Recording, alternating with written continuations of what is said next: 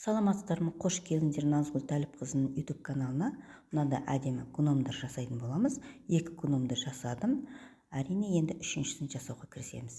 Керекті құрал жабдықтармен таныстырамыз. Қайшы, тоқитын жіп, мата, кардон, кішкене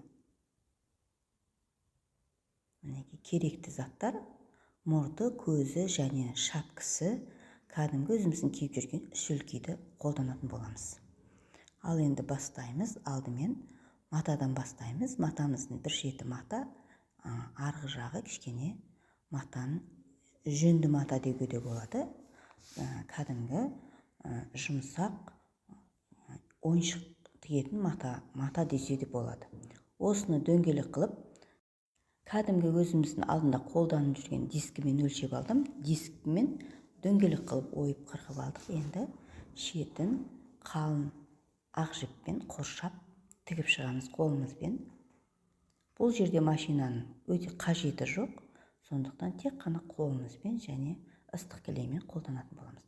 Ортасын кәдімгі синтетикалық мақтамен толтырамыз. Арнайы синтетикалық мақталар бар. Соны өзіміздің кәдімгі басымыз, кәдімгі жаңағы гномның басы тығыз болу үшін кіргізіп қойдық. Енді осы гномымыздың төбесіне кішкене қолымызбен ұстайтын жібін жасайтын боламыз. Жібін бір 20 сантиметрдей қылып алдық.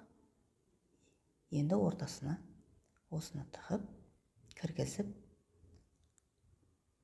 инемізбен жан-жағын тігіп, қоса тігіп отырамыз.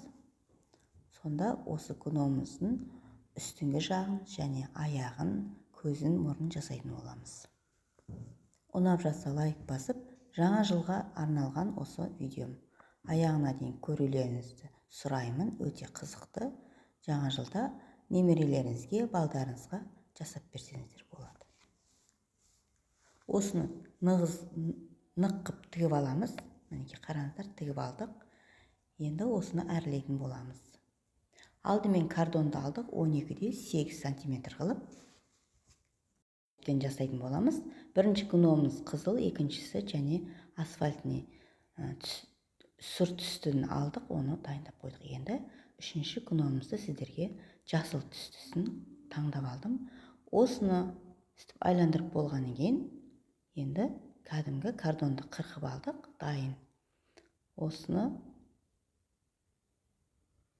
қараңыздар, қолымызбен қысып алып, ұшын шығарып отырамыз. Қараңыздар, осының бәрін дөңгелек картонға толтырып шығатын боламыз.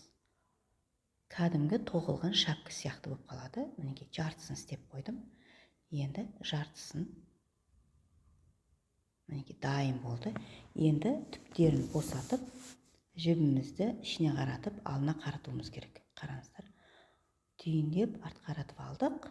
Енді осыны кішкене қолымызбен басып, арғы бетке шығаратын боламыз. Енді осы гномымыздың жаңағы дөңгелек ұстайтын түбіне ыстық кілеммен айландырып, кілелеп шығатын боламыз. Біреулерге подаркаға жасасаңыздар да болады. Жаңа жылға өте әдемі, өте кішкентай, сүйкімді ойыншық болып шығады.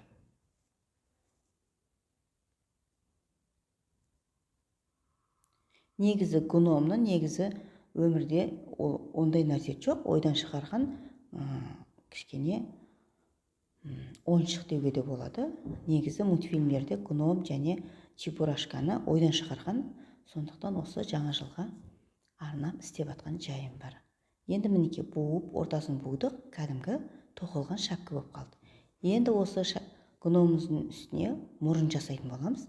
Кәдімгі өзіміздің киіп жүрген керек емес жаңағы шүлкейден жасайтын боламыз. Қоңыр түсті адам денесі сияқты шүлкейді айландырып қырқып, енді осы айландырып тігіп жатырмыз. Осын тігіп ортасына жаңағы синтефон мақтамызды кіргіземіз. Көбірек емес, кішірек қылып нығыздап кіргізіп шығарамыз. Және осын тігіп, қараңыздар, гномымыздың мұрны пайда болды.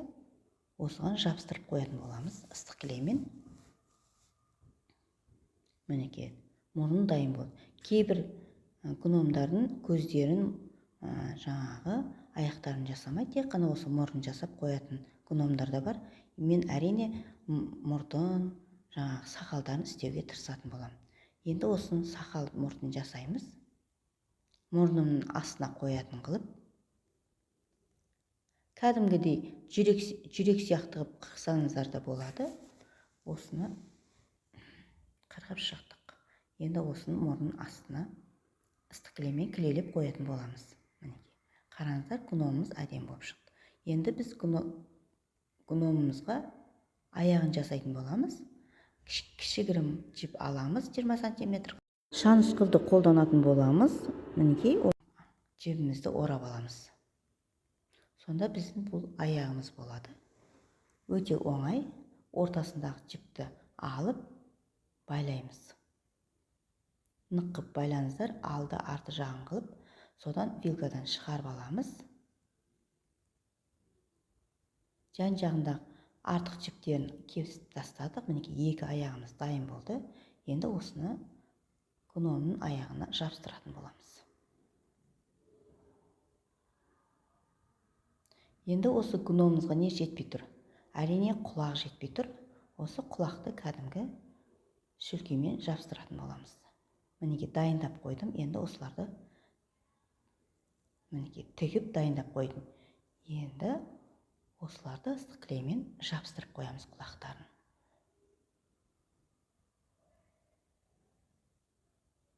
Үлкенірек қып жасадым, сонда сүйкімді болады. Біздің гномымыз дайын болды. Аяғына дейін көргендеріңізге рахмет. Тіркеліп кетіңіздер. Сіздерге ұнайды деп ойлаймын.